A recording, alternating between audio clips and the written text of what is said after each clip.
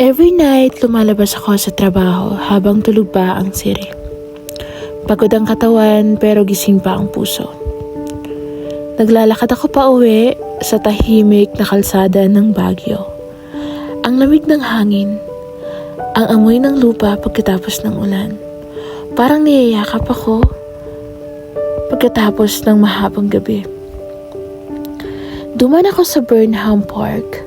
Laging nandyan ang tahimik pero buhay.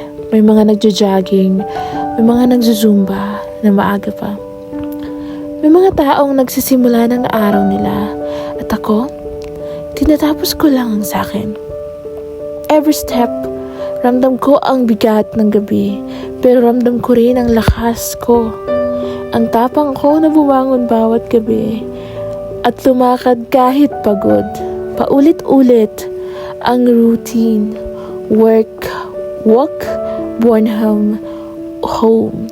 Pero sa bawat hakbang, may paalala na kahit tahimik, may kwento ako. Na-survive, na lumalaban, na nagmamahal sa sarili ko kahit walang nakatingin.